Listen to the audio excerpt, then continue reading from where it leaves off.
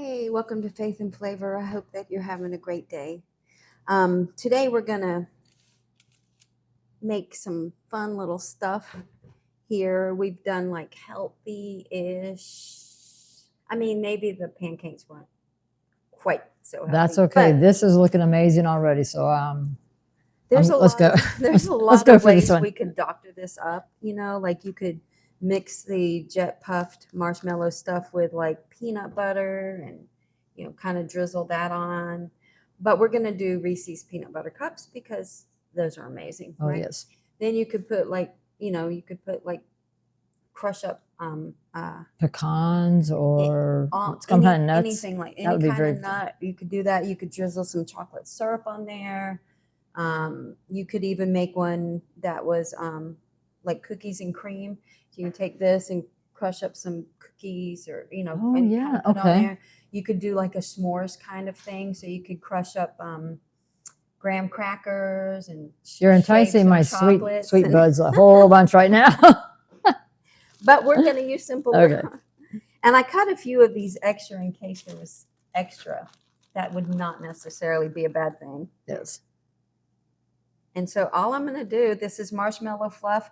I spread it on there. As you spread it, it'll kind of like look like it's lifting off. But if you leave it, it'll just kind of begin to spread. Okay. And then when we put it in the air fryer, because, it's s'mores taste good toasted, right? So I figured this would be too. That's marshmallows, right?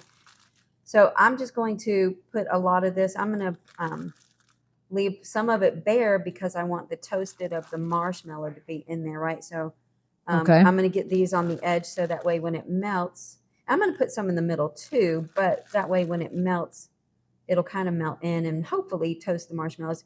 I don't really know. I come up with this concoction, so I'm just going to hope it tastes good. I figured it's I don't think you can go wrong at all with this. So I've not ever done it. I just was home, like I said. I went through my cabinets and just seen everything that I had in my cabinets that I could just like, if I was forced to pick anything out of my cabinets, and which is kind of what I did. I mean, I could have went to the store, but I didn't. And so I'm going to leave these for the taste. Well, you think about it. You're being practical, frugal, and very tasty, I'm sure. Yeah. So we're going to put this in. So we're just going to set it in there. These little handy dandy air fryer. Yeah, liners. Liner. Thank you. I was trying to think of the word. Okay, so then we're going to put it in the air fryer for? I'm going to put it on like, let's say 400. Okay. Let's see. Power. Let's do 400. And I'm going to do it for 2 minutes. And we definitely will want to check that because I don't think it'll take long. Okay. And the light will come on so we'll be able to look at it. Okay. Anyhow, today I want to talk a little bit about a lot of people say things like, oh, this is so hard, it must be God. Think about that for a minute. If it's so hard, the devil's fighting you so hard, it must be God, which kind of is in line with the last one that we had. Is it really so hard? Well, it's kind of funny. It's God? I was thinking if it's so hard, it must be the devil because God's supposed to make everything easy, but no.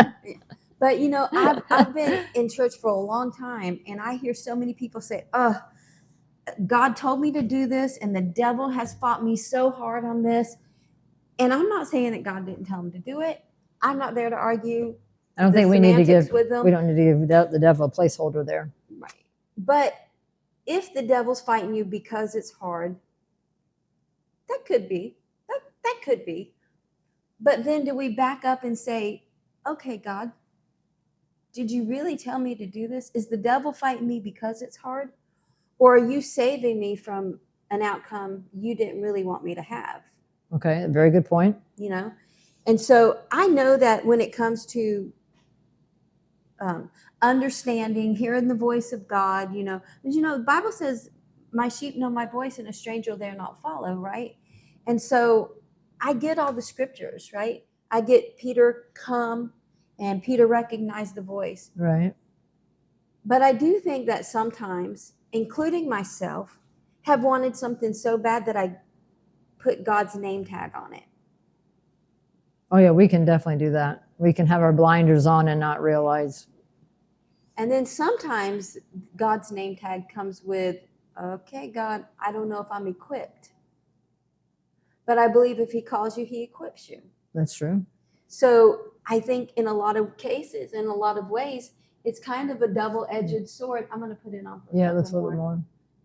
It's kind of a double-edged sword because, do we really feel like, hey, God put his name tag on it, or I put my name tag on it, wanting God's blessing When he didn't really when want he it to didn't be. really, yeah. Well, there's other times too that I like the old. Let me see if I get this right now. He doesn't call the qualified; he qualifies the called, right? And in my instance, when we first started doing these podcasts, and your husband asked if I wanted to be a part of it, I said yes, not having a clue what I was saying yes to, right? But I have to say, I was so thrilled to realize that I really could learn how to edit these and how to help out. At first, my first thought was defeat, and that's not from God. That's definitely from myself. Instead of saying, wait a minute, let me, and on anything, right? I mean, even a little kid riding a bicycle, learning to do. Yeah, you've got to have the mindset of I think I can, knowing that God is with you. And he'll certainly put the brakes on something that's not of him, right? Once again, it's us knowing the difference in the voices. I've told the story many times that we were getting ready to leave the house, and I got to the door, and I heard a very audible voice say, "Do not go." And I walked back upstairs and told my husband, I said, "We're not going."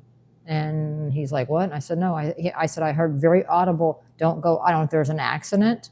I don't know what, but today's not the day to go." Now, would it be wonderful to get that every day? Oh, yes. But that's when we have to know the voice of the Holy Spirit, and let that resonate in us more than we do the devil trying to get us to eat the apple, right? Right. Well, and, first of all, let's just take the apple.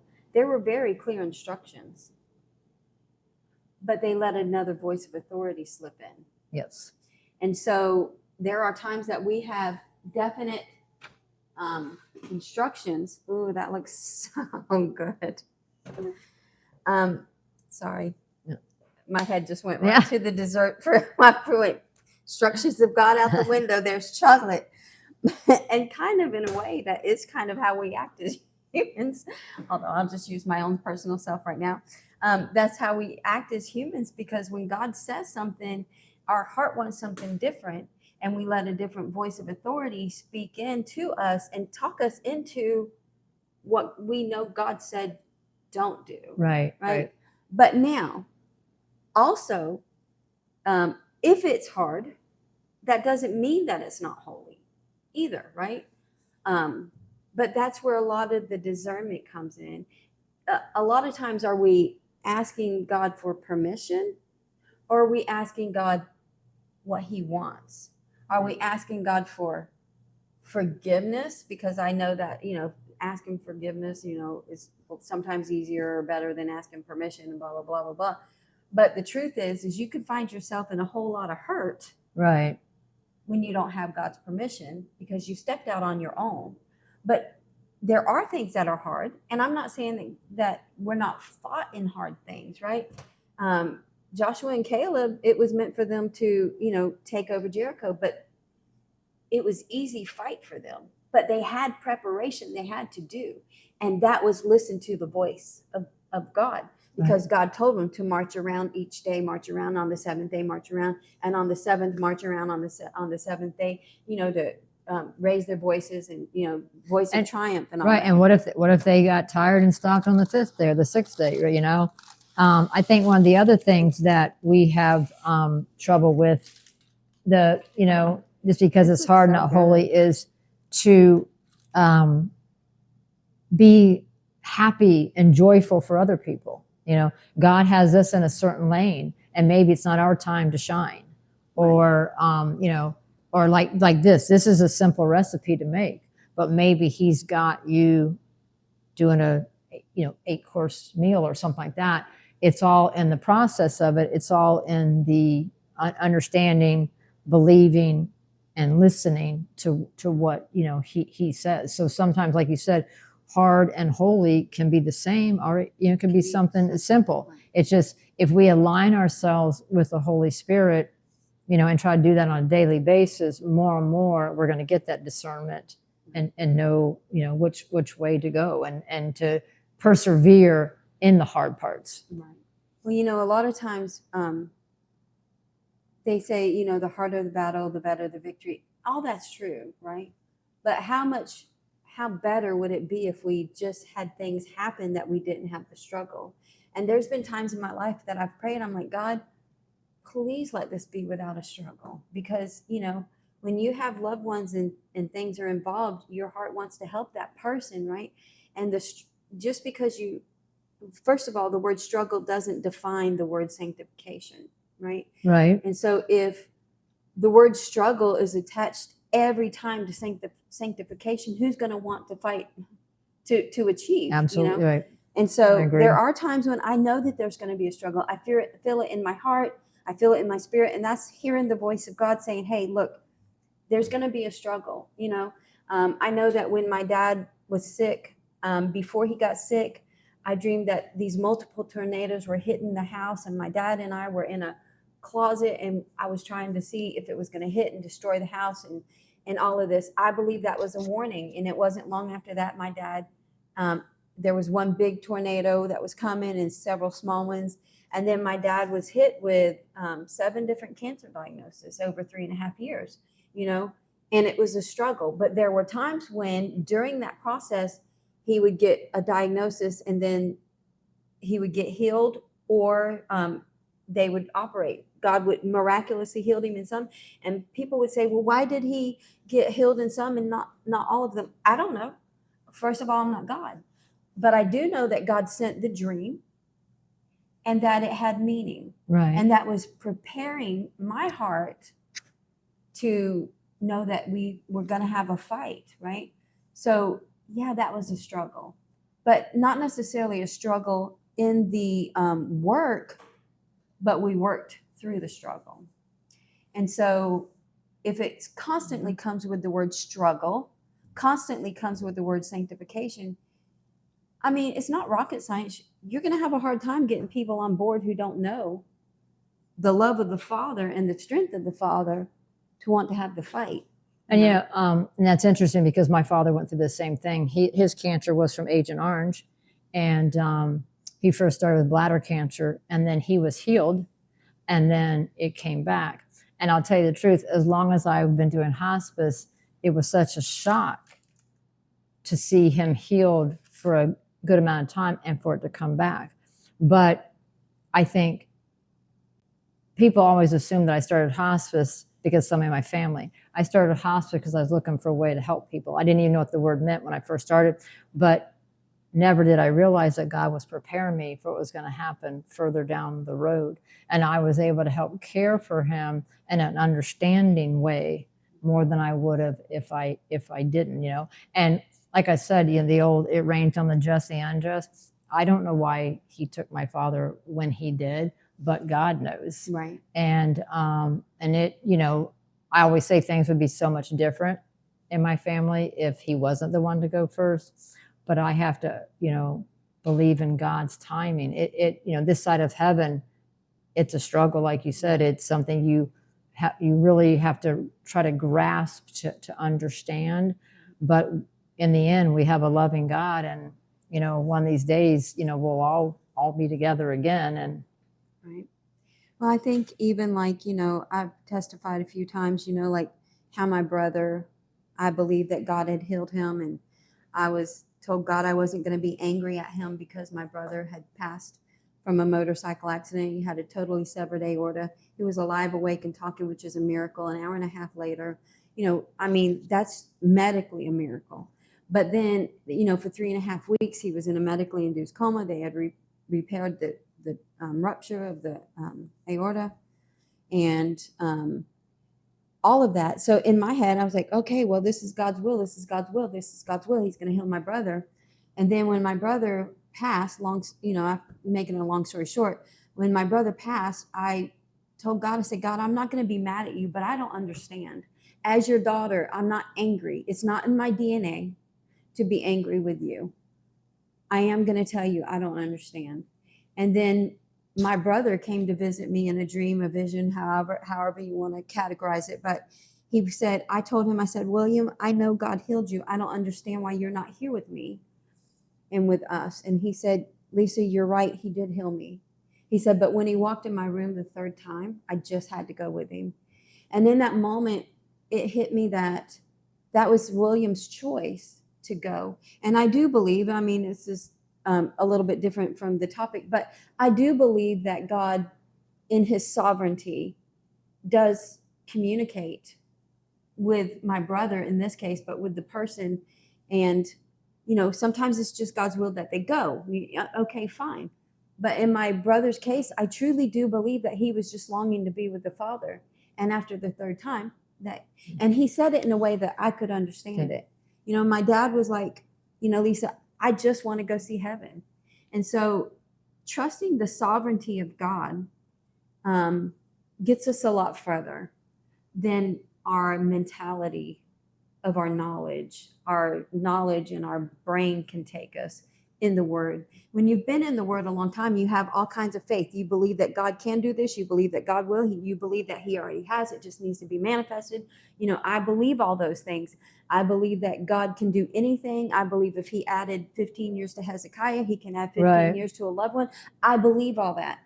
And so when it comes to being raised in church, seeing people raised from the dead, losing their bodily fluids and function and all of that, stop breathing, called dead by nursing, by nurse, medical people, and then they take a breath after prayer and then they live for many more. I've seen all that.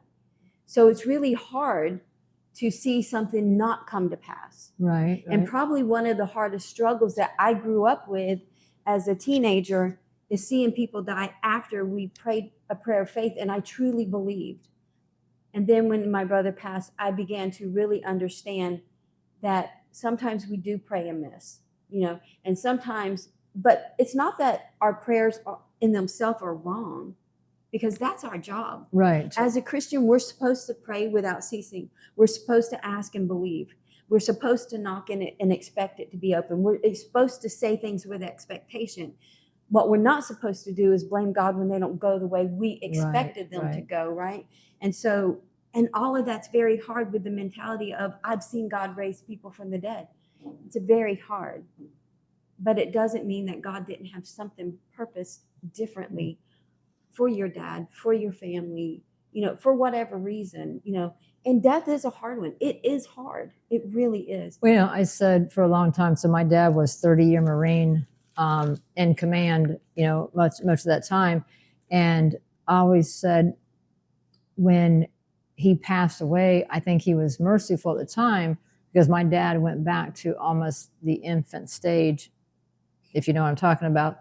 And he didn't want to live that way. I mean, for us, we wanted to hold on, hang on regardless, but it wasn't fair for him to live that way. And I always say God was merciful, because he took him in August and he was supposed to, you know, live like close to December. So to me, Christmas is a beautiful thing. And not that him being raised to heaven is not a beautiful thing, but you wouldn't want Christmas to be close to the passing of the one who helped give you life, you know? So right.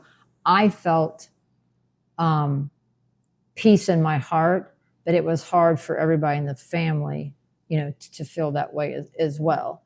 And like I said, there are so many times I'm like, I mean, I really don't understand. I just have to keep believing, because I can't talk one way and act another on a personal level. I have to believe what I'm preaching to other people. And, you know, that, you know, he is there all the time. And like you said, holy and hard can be the same. Holy and easy can be the same. It's just whatever path he's having us go down, trust and believe that he's with us every step of the way. That's right. And honestly and truly, a lot of people are like, well, it's so hard. God, the devil's fighting me. Well, like we just covered, but really pain is not the proof of purpose. And people, I think, look towards the pain to be the proof of their purpose. And it's not. No, you don't have to have the pain on everything, you know. Not everything heavy is your assignment to carry. Right. At all. Absolutely. So anyhow, if I had this to do over again, I think maybe I would leave it in maybe 1 minute So less, not as long as we, okay. because I can taste the toastiness on Oh, the. okay. It's not bad, by the way. I don't mind the toastiness, but I can taste it on there. So I maybe do it like a minute less, so maybe 4 minutes. But anyhow, hope you guys have a great day on purpose.